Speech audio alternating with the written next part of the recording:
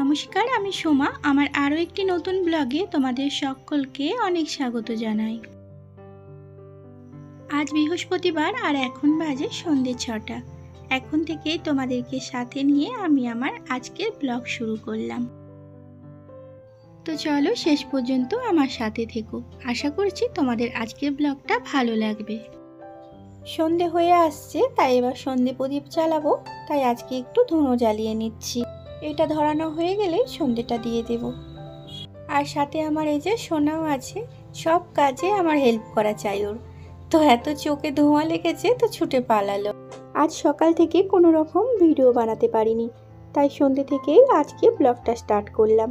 আজ শরীরটা তেমন ভালো ছিল না, তো তাই সকাল থেকে একটু রেস্ট নিলাম। আর এখন বেশ ভালো লাগছে শরীরটা, তাই এই যে সন্ধেবেলা থেকে আজকে ভিডিওটা স্টার্ট করলাম। সবার প্রথমে ধুনোটা ধরালাম, দিয়ে চারিদিকে ধুনোটা নিয়ে একটু ঘুরলাম, একটু ধোয়া হয়ে গেল। আর তারপরে এই যে দুটো প্রদীপ জ্বালালাম, একটা তুলসী তলার, একটা ঘরে। আজ বৃহস্পতিবার, তাই একটু কর্পূর আরতি করব। তাই এই যে কর্পূরদানিটা ধরিয়ে নিলাম।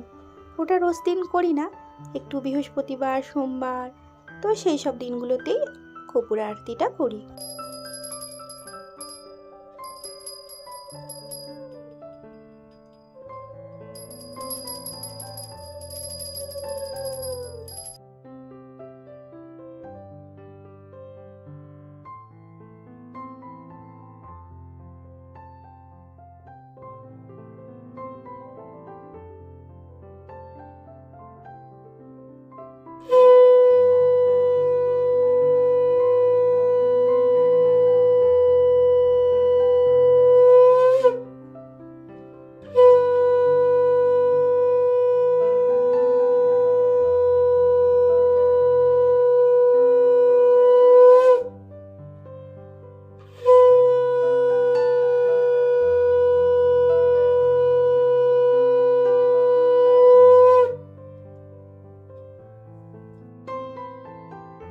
সন্ধে টন্ধে দিয়ে সোনাদিকে খেতে দিয়ে একটু বসলাম, বসে যে একটু আলতা পরছি। বৃহস্পতিবারে ঘরের বউদের মানে স্ত্রীদের আলতা পরাটা একটা পুরনো নিয়ম, কিন্তু এখন কেউ কেউ মানে, আবার কেউ কেউ এটা মানেও না। পুরনো হলেও নিয়মটা আমার বেশ ভালো লাগে, তাই আমি যথাসাধ্য চেষ্টা করি পালন করার। সব দিন হয় না, আবার মাঝে মধ্যেই করি যখনই মনে পড়ে যায়। আবার এদিকে যেহেতু আলতাটা পাওয়া যায় না, তো তাই একটু অসুবিধাও হয় বাড়ন্ত হয়ে গেলে। তো পাওয়া যায় না কি জানি না, মানে কি বলে এখানকার সেটাই আমরা জানি না, এখানে কি বলে জিনিসটাকে। তো এর জন্য মানে আর বলতেও পারি না দোকানে গিয়ে। আর এই যে আলতাটা দেখছো, এটা আমি অনলাইন থেকে মাঙিয়েছি। তো এটা অনেকটাই দাম পড়ে গেছে, 100 কত টাকা নিয়েছে, ছোট্ট একটা শিশি। তো এই যে আলতা পরা হয়ে গেল, আর আলতাটা পরার আগে খুলতে গিয়ে আলতাটা হাত থেকে পড়ে গেল, কারণ এটা সিপি সিস্টেম নেই, এটা স্পঞ্জ। তো তাই একটু অসুবিধা হয় খুলতে পড়তে। সিপি হলে খুব সুন্দর খুলে যায়, আর এই জিনিসটা একটু টেনে খুলতে অসুবিধাই হয়, কোনো সময় আবার হপ করে গায়ের দিকেই পড়ে যায়। তো সঙ্গে সঙ্গে এখানটা একটু মুছে নিলাম, তা না হলে সে কেমন দাগ হয়ে থাকতো।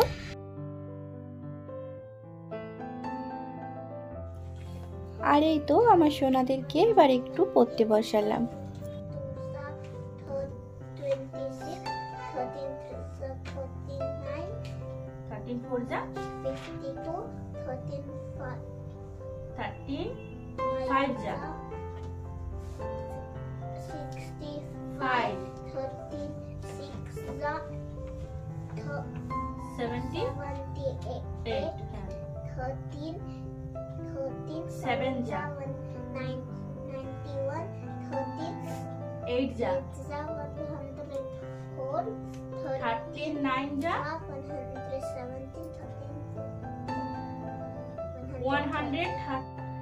ওরা এখনো পড়ছে, আমি ওদেরকে কিছু লিখতে দিয়ে এদিকে দুধটা জাল দিতে এলাম।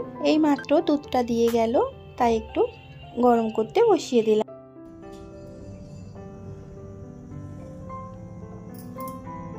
আর এই তো বেশ কিছুক্ষণ ধরেই দুধটা ফুটছে, এবার গ্যাসটা বন্ধ করে দেবো। আর এদিকে ভাতটা বসাবো, তাই চালটা একটু ভালো করে ধুয়ে নিচ্ছি।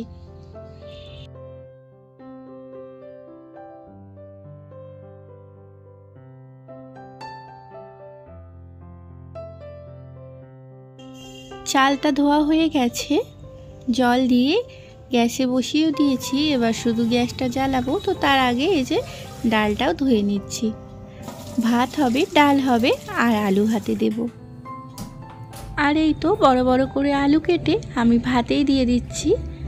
ভাতে জানি সেদ্ধ হবে না, তাও দিলাম। হাফ সেদ্ধ হলেও বার করে আবার কুকারে একটু করে নেব।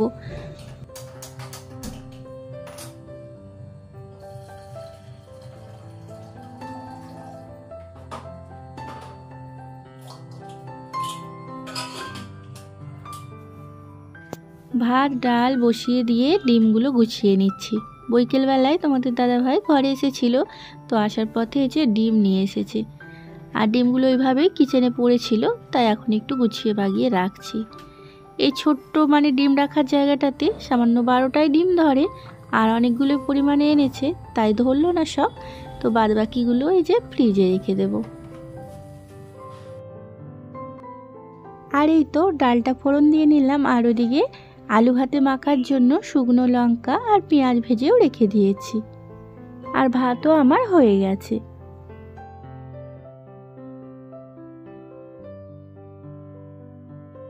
রান্না করতে করতে ওদেরকে পড়াচ্ছিলাম একটু একটু করে গিয়ে, কিন্তু তারই মধ্যে কখন দেখছি এই যে বইটাকে মুখের কাছে নিয়ে মাথাটাকে নিচু করে বসে বসে ঘুমিয়ে গেছে। তো তাই রান্না বান্না হয়ে যেতে খাইয়ে দিচ্ছি, আর আমি তো ভাত নিয়ে বসে আছি, তাই ওর পাপা ওকে নিয়ে এসে আমার কোলে দিল। তো ঘুমিয়ে ঘুমিয়ে খেয়ে নেয়। একটা গুণ ভালো আছে যে ঘুমোলে খেতে চায় না তা না। আমার ছেলে মেয়ে দুজনকে আমি ছোটবেলা থেকে এই অভ্যাসটা করেছিলাম। ওরা যদি ঘুমিয়েও যেত, উঠিয়ে খাওয়ালে আমার ছেলেও তাই খেয়ে নিত। চোখ বুজে বুজে হাঁ করে করে পাখির মতন খেয়ে যেত। আমার ছেলে খাচ্ছে ডাল আর আলু ভাতে দিয়ে ভাত, আর মেয়ে দুধ আর আলু ভাতে দিয়ে ভাত। তো সোনাদেরকে ভাত খাইয়ে আমিও খেয়ে নিয়েছি, কারণ আমাকে 2-3টে ওষুধ খেতে হবে। বলছিলাম যে শরীরটা ভালো ছিল না, একটু ডাক্তারখানাতেও গিয়েছিলাম, তো ওষুধ দিয়েছে 2-3টে, তো তাই তাড়াতাড়ি খেয়ে নিলাম। আর এই তো খাওয়া দাওয়ার পর ওষুধগুলো খেয়ে নেব। তো চলো বন্ধুরা, ব্লগটা আমি আজকের মতন এখানেই শেষ করলাম।